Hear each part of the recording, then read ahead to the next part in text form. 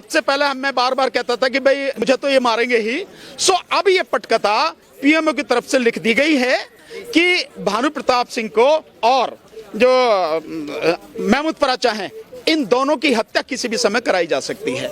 हमें ये सारी चीजें इंफॉर्मेशन है हमारे पास में, और ये हमला हम पे दिल्ली में भी हो सकता है, ये हमला दिल्ली के बाहर भी हो सकता है, क्योंकि न केवल मेरे बल्कि महमूद पराचा जी के और हमारे जितने भी साथी हैं, इन सबके फोन लगातार आईबी के माध्यम से टेप किए जा रहे हैं, और साथ में मेरे साथ इतना तक है कि मेरे परिवार का हर फोन रिकॉर्ड किया जा रहा है, हमारी हर मूवमेंट जो है वो की जा रही है। इसमें भी जो सबसे खतरनाक बात है वो बात बहुत ज्यादा गंभीर है।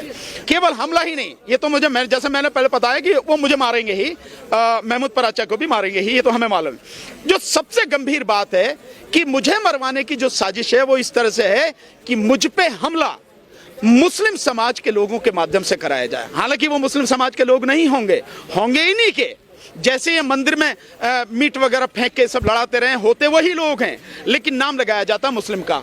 और ये हमला इस तरह से क्यों कराने की प्लानिंग है कि ताकि न केवल आदमी मर जाए, बोलने वाले लोग मर जाएं, बल्कि इनकी वजह से जो आपस में पूरे समाज की एकता बनी है, जो लोगों के बीच में भाईचारा बड़ा है, जो सारे लोग इकट्ठे हुए हैं, चाहे एससी, एसटी, ओबीसी, माइनॉरिटी और जनरल समाज के लोग, वो लोग जो लोकतंत्र को पसंद करते हैं, वो लोग जो संविधान में विश्वास रखते हैं, ये सारे लोग जो इकट्ठे हुए हैं, ये एकता सरकार के लिए खतरा है, मोदी के लिए ये बहुत खतरा है। इसलिए मोदी और अमित शाह ने मुझे मारने की, ये आप बतेरे लोग हैं, देने वाले, ऐसी बात नहीं है। और एक आपने को सुरक्षा मांगी है सर सरकार से सुरक्षा मांगने की क्या, सुरक्षा वालों से मरवा देंगे वो, मुझे मेरे परिवार के लोगों को भी मरवा सकते हैं। इसमें कोई मतलब मुझे कोई आश्चर्य की बात नहीं है। मोदी, क्योंकि ये लोग मोदी और अमित शाह, इनकी इतनी औकात नहीं है कि दोनों हमें खरीद सकें, ये हमें डरा सकें, ये हमें गुमराह कर सकें, अपने रास्ते से हमें भटका सकें, इनकी इतनी औकात नहीं है। सो इनके पास रास्ता क्या है? इनके पास रास्ता यही है कि ये हमें मरवा के और जो आपसी भाईचारा है वो खत्म हो जाए। मेरा तो सिंपल एक कहना है लोगों से, हम मर जाएं, हमारी हत्या करवा दी जाए, इसकी चिंता नहीं करना, लेकिन किसी भी हालत में ये जो आपसी भाईचारा बना है, हम सब लोग जो मिलके चल रहे हैं, इकट्ठे हो रहे हैं, ये भाईचारा टूटना नहीं चाहिए। वो किसी भी शेप में ये सारी चीजें कर सकते हैं, लेकिन इससे परेशान होने की जरूरत नहीं। डर किस बात का लगना है भाई? हमें मालूम है कि ये लड़ाई है, ये जंग है, ये लड़ाई है, ये जंग है, इस जंग में कुछ भी हो सकता है। जहां तक इनपुट की बात कर रहे हो, क्या बीजेपी में ऐसे लोग नहीं हैं जो मोदी को पसंद नहीं करते? इनपुट तो कहीं से भी आ सकता है भाई। बहुत ऐसे लोग हैं बीजेपी में जिनको मोदी ने जो बिल्कुल राजनीति में ठिकाने लगा दिया। कहीं से भी इंफॉर्मेशन आ सकती है, इस चीज को छोड़िए, लेकिन ये इंफॉर्मेशन पक्की है। सो जैसे हम लोग बाहर मीटिंग करने जाते हैं, कहीं भी हम पे हमला कराया जा सकता है भाई। मीटिंग के लिए लगातार हम लोग जा ही रहे हैं, सो बाहर भी हमला हो सकता है, दिल्ली में भी हमला हो सकता है, दिल्ली एनसीआर में भी हो सकता है। और भाई इनके पास सारे चीजें हैं, ये हमारे घर में भी घुस कर करवा सकते हैं। आज के जजमेंट से सुप्रीम कोर्ट ने पूरी तरह से रोक लगा दी इलेक्टोरल बॉन्ड पर, उसको गैर संवैधानिक घोषित कर दिया और रोक लगा दी है पूरी तरह से, और रोक लगा दी है कि कोई भी इलेक्टोरल बॉन्ड अब बेचा नहीं जाएगा, खरीदा नहीं जाएगा। दूसरी बात ये उन्होंने ये कह दिया कि भाई सारी जानकारी इलेक्शन कमीशन ऑफ इंडिया को उपलब्ध करानी पड़ेगी। उपलब्ध कौन कराएगा? State bank of India. 6 मार्च तक सारी जानकारी स्टेट बैंक ऑफ इंडिया उपलब्ध कराएगा उनको, इलेक्शन कमीशन ऑफ इंडिया को। उसमें किसने कितना पैसा दिया है, कहां कहां से दिया है, कब कब दिया है, वो सारी जानकारी उन्हें देनी होगी। और इलेक्शन कमीशन ऑफ इंडिया की यह जिम्मेदारी दे दी है कि 6 मार्च के बाद से लेकर 13 मार्च तक इलेक्शन कमीशन ऑफ इंडिया को ये सारी जानकारी अपनी वेबसाइट पर अपलोड करनी पड़ेगी, डालनी पड़ेगी, पब्लिक डोमेन में डालनी पड़ेगी, और ताकि पब्लिक को पता लग सके कि कितना पैसा कहां से आया है और कितना पैसा किसको गया है। ये सारी जानकारी उस पर डालनी पड़ेगी। रही इसकी बात जो आप कह रहे हैं कि उनके खिलाफ क्या होगा, हाँ ये बात मैं मानता हूं कि ये फैसला केवल इतना है, जबकि होना ये चाहिए, क्योंकि ये जो पैसा है, सुप्रीम कोर्ट ने भी माना है कि इसमें काला धन बहुत कुछ हो सकता है, ये सारा का सारा जो पैसा है, सो इसकी जानकारी मिलना जरूरी। अब जानकारी आने के बाद पता लगेगी कि ये पैसा किन किन सोर्स से आया, कहां कहां से आया है, ये 1 नंबर का है, 2 नंबर का है, किस तरह से शेल कंपनियों का है, ये क्या है। उसके बाद में बाकायदा जो भी ये पैसा गलत तरीके से आया है, 2 नंबर में आया है, काला धन है, ये शेल कंपनियों के माध्यम से आया है, उनके खिलाफ तब कार्रवाई होनी चाहिए। ये कार्रवाई जब होगी तभी ये फैसला सही मायने में पूर्ण होगा कि जो अपराधी हैं वो बचने नहीं चाहिए।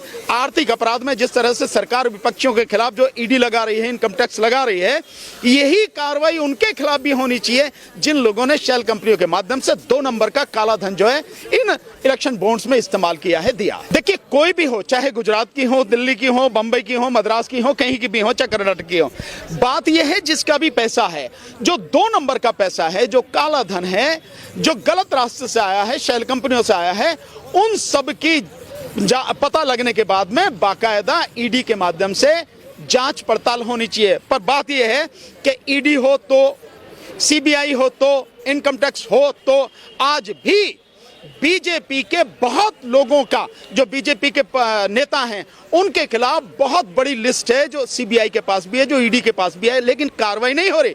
कार्रवाई किसके खिलाफ हो रही है? कार्रवाई हो रही है जो विपक्ष के नेता हैं, उनके खिलाफ में हो रही है। सो जो कार्रवाई है वो कार्रवाई इनके खिलाफ भी हो तब की बात है, जिसकी उम्मीद न के बराबर है। सरकार डर ही ईवीएम के आंदोलन से रही है, सरकार डर ही ईवीएम के आंदोलन से रही है। सरकार राहुल गांधी की न्याय यात्रा से नहीं डर रही। राहुल गांधी चाहे देश का पूरा चक्कर नहीं, 4 बार चक्कर काट लें और पूरी धरती का चक्कर भी काट लें, अगर ईवीएम नहीं हटेगी तो कांग्रेस या विपक्ष जीत नहीं पाएगा। हाँ, ईवीएम हट जाएगी तो कोई भी जीत जाएगा, इन्हें कहीं यात्रा करने की जरूरत नहीं है, ये यहीं बैठे बैठे जीत जाएंगे। जनता इस मूड में है। और ईवीएम के खिलाफ कौन आवाज उठा रहा है? ईवीएम के खिलाफ हम लोग आवाज उठा रहे हैं, और आवाज इतनी जोर से अब ये गूंज रही है पूरे देश में, आवाज इतनी दूर तक चली गई है कि गांव गांव, गली गली, मोहल्लों तक, लोगों तक, घर घर तक ये आवाज पहुंच रही है। इसलिए खतरा ये है, अगर पूरा देश खड़ा होगा। इस समय किसान आंदोलन बिल्कुल दरवाजे पर खड़ा है और लगातार हम लोग ईवीएम का आंदोलन कर रहे हैं, जो ओल्ड पेंशन स्कीम वाले हैं वो आंदोलन कर रहे हैं, सबको ही आंदोलन कर रहे हैं। और ये सब कुछ जब मिलेगा तो निश्चित रूप से सरकार का खात्मा होना ही होना है। इसलिए इस सब को तोड़ने के लिए साजिश की गई। गृह मंत्रालय को इन्फॉर्मेशन दिया आप लोगों ने? क्या जरूरत है गृह मंत्रालय को इन्फॉर्मेशन देने की? जो गृह मंत्रालय या जो गृह मंत्री जब मारने की साजिश ही वो कर रहे हैं, हत्या की साजिश ही वो कर रहे हैं, तो उनको मतलब देने की क्या जरूरत है? क्या मतलब है उसका? बिल्कुल आरोप लगा रहे हैं, बिल्कुल आरोप नहीं है, सच्चाई है। आने वाले सुरक्षा देता सर, सुरक्षा हमें मालूम है किसकी सुरक्षा देते हैं, कैसे सुरक्षा देते हैं, ये आपको हमें बताने की जरूरत नहीं, कैसे सुरक्षा देता। तो अगर ये सारी चीजें हैं तो दे देना हमें सुरक्षा, तो क्या अपने आप सुरक्षा दे देना Z+ सिक्योरिटी में देना, महमूद पराचा को दे, मुझे दे, हमारे साथी राजन पाल गौतम है उनको दे, डीसी कपिल साहब को दे, जम राजेंद्र सिंघा साहब को दे, देना Z+ सिक्योरिटी। आप तो कह रहे हो वही मरवाने के प्लान? बिल्कुल, मैं तो कह रहा हूँ मरवाने की प्लान वो कर रहे हैं, पर तुम्हारे सवाल का जवाब मैं दे रहा हूँ। देखिए, उनको हर तरह से हम लोग सपोर्ट करेंगे, मॉरली भी करेंगे, फिजिकली भी करेंगे और लीगली भी करेंगे। जैसी सपोर्ट उनको चाहिए हम वैसी सपोर्ट उनको करेंगे जैसे हमने पहले की थी। बॉर्डर पर जाएंगे? बिल्कुल जाएंगे, जाने में क्या दिक्कत है? बॉर्डर तो यही आने वाला, किसानों को ये रोक नहीं सकते। इनके आंसू गैस के गोले क्या, तोप के गोले चला दो तब भी किसान रुकने वाले नहीं। आने वाले समय में आप देखना किसान यहीं दिल्ली के बॉर्डर पे मिलेंगे। आप कैसे कह रहे हैं कि वो नहीं आ रहा? संयुक्त किसान मोर्चा ने बाकायदा उनका सपोर्ट किया है। आपने अगर सुना नहीं है तो इसका मेरे पास कोई इलाज, आपने सुना नहीं है तो इसका मेरे पास कोई इलाज नहीं है।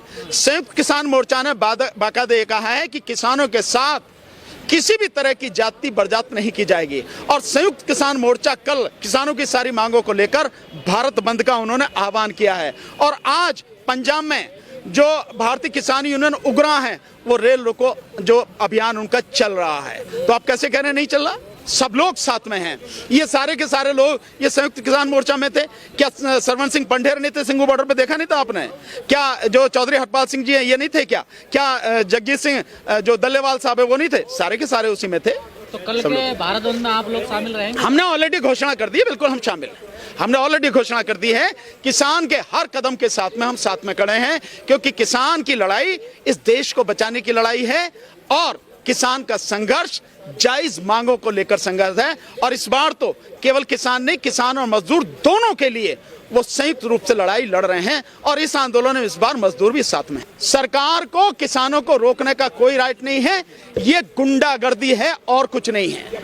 केंद्र सरकार की और स्टेट गवर्नमेंट जो खट्टर की है, खट्टर का तो वैसे भी कोई अधिकार नहीं है, लेकिन उसे ऊपर से उसके आका ने हुक्म दिया होगा ना, इसीलिए रास्ता रोक रहे हैं। नेशनल हाईवे को खट्टर कैसे रोक सकता है? किस अधिकार से रोक सकता है? उसके बाप का नेशनल हाईवे नेशनल हाईवे हर किसी का है और इस देश में संविधान ने हर किसी को कहीं भी जाने और शांतिपूर्वक तरीके से आंदोलन करने का, अपनी बात उठाने का अधिकार दिया है। खट्टर कौन? मुकदमा दर्ज हो जाता है अधिकारियों पे इस तरह का? बिल्कुल हो सकता है, बिल्कुल हो सकता है।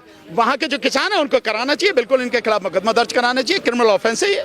लेकिन सर आपके बीच के जो आदेश अग्रवाल है वो तो कुछ दूसरी तरफ बोल गए हैं। वो बीजेपी का आदमी है। आदेश अग्रवाल जिसकी बात कर रहे हो प्रेसिडेंट है, उसकी बाकायदा बड़ी जबरदस्त सुप्रीम कोर्ट के जो लॉयर्स हैं उन्होंने उसके खिलाफ नोटिस दिया है। तो वो जो है वो बीजेपी का आदमी है, इसलिए वो बात कर रहा है और कुछ नहीं है।